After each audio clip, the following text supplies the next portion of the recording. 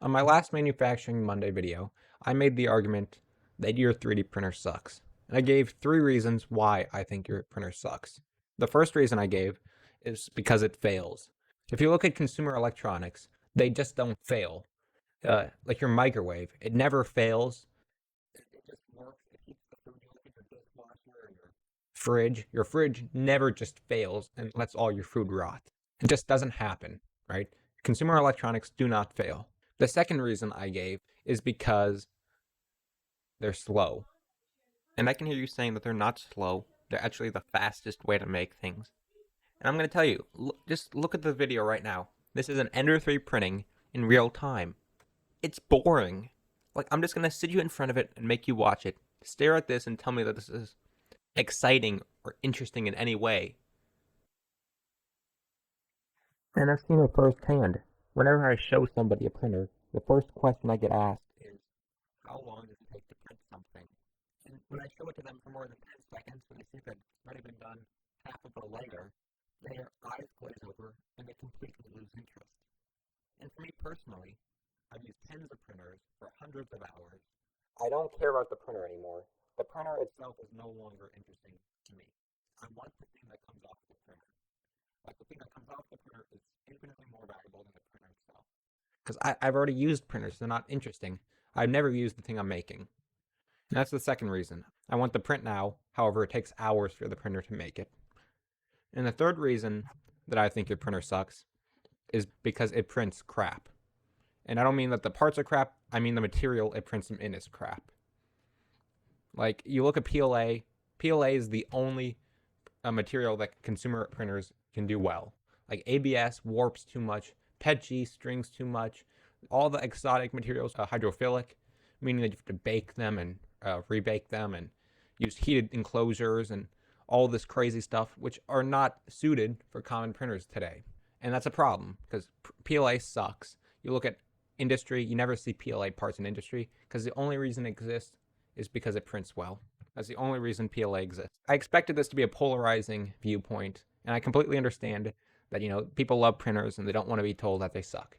So I figured that means I should clarify my points a bit more, so that's what I'm doing in this video. And so in this video, I'd like to make the statement that your 3D printer is a toy, not a tool.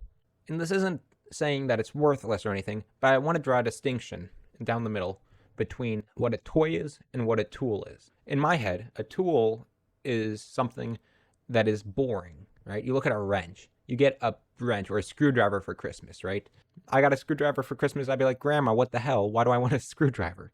Then, on the other hand, you have something like a toy. A toy is an object that's interesting in and of itself, not because of what it does, but because of what it is. A tool on one side is interesting because of what it does, and a toy is interesting because of what it is. When I look at 3D printing, I see people that are way more interested in the printer than in the prints. That tells me that the thing that the printer is more valuable than the thing that the printer does. And for somebody who's already used a printer for hundreds of hours, I don't care about the printer anymore. I've grown tired of the toy. What I want is a printer that is not a toy, but a tool. The printer should be as boring as a wrench, right? We shouldn't be investing so much time and effort into tuning this. You never tune a wrench. When you buy a wrench, you don't level your wrench. You don't level your microwave either, right? These things are boring, and boring isn't bad. It just means that we've grown out of it, right? And I think it's time that we grow out of printers. In my last video, I saw this common trend of people thinking that I don't like printers. And it's not that I don't like 3D printers, it's just that I don't like the toy of a 3D printer, right? I have a higher expectation of it now. And a higher expectation doesn't mean it's more interesting, it means it's less interesting, right? And so when I say that your 3D printer is a toy, I'm not saying that it's worthless or has any less value, though what I am saying is that it's not a tool that I'd reach for when I need to make a product or prototype. Okay, so immediately after I filmed that, I felt bad, went to sleep, woke up, dog sick, right? So 1 week later, and having beat the Omicron variant, I am back.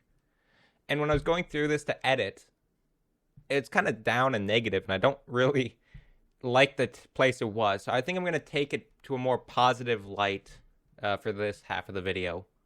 And so I'd like to talk about what we can do to make printers better, right? As a industry, what do printers need, right?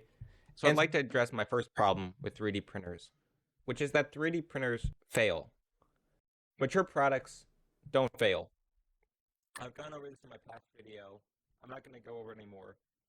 But what do we do to make these products not fail?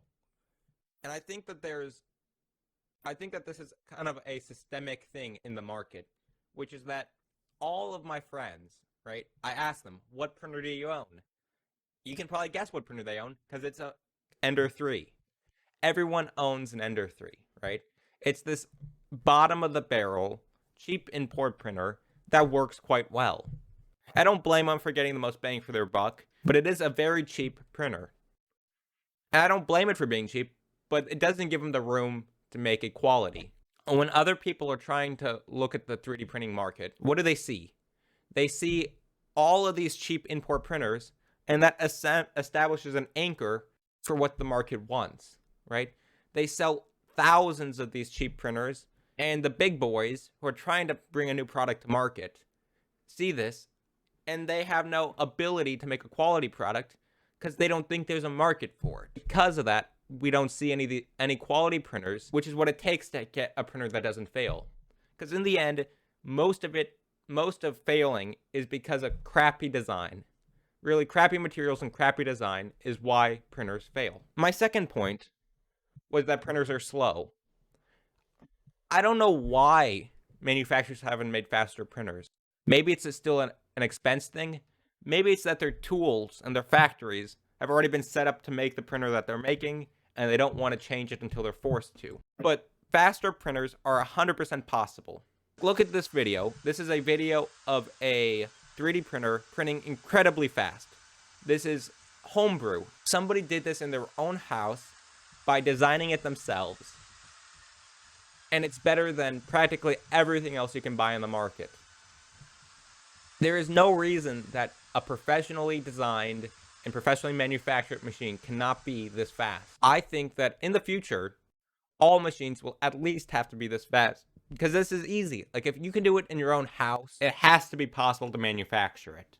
I'm not saying it's not expensive to manufacture, but I'm saying it will be done sooner or later. This is the way the market has to go because this is what we need. My third concern was that the materials that 3D printers use suck. Straight up, they're just bad. I don't like PLA. I barely like ABS. PC and PETG, no go. Too much stringing, it's a wreck. TPU, oh my god, it strings to high heaven.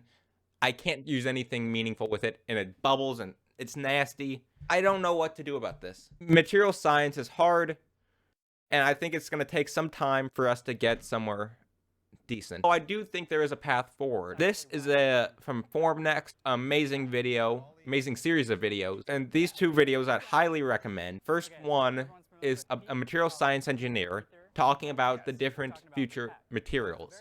These are incredibly high temperature thermoplastics, incredibly chemical resistant, insanely hard to print, but in the future it will be easier. The second video I'd watch is also from 3D Printing Nerd. Links in the description, of course, which is this video where he shows off an incredible machine. This machine does everything I'm asking for. It's fast. You can see that it can print the body of a car in less than a week. It's reliable. They practically never have failed prints according to their statistics.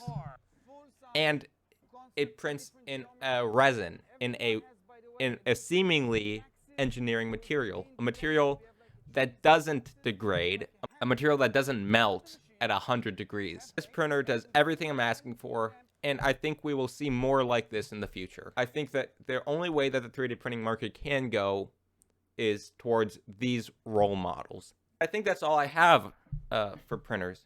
Like, I've covered why I don't like printers and where I think they can go in the future. Obviously, my opinions are not the most popular. Unlike you, I can see the dislike ratio. But I hope that this at least inspired some controversy to make you think about 3D printers in a more critical way. And if you liked or disliked, do the things that people tell you. I'd love your opinion in the comments. It helps me to know what you guys think, and also helps the video. Yeah, thanks for watching. I really do appreciate it. Made it to the end, you must have liked it, so Why am I rambling? Okay, video over.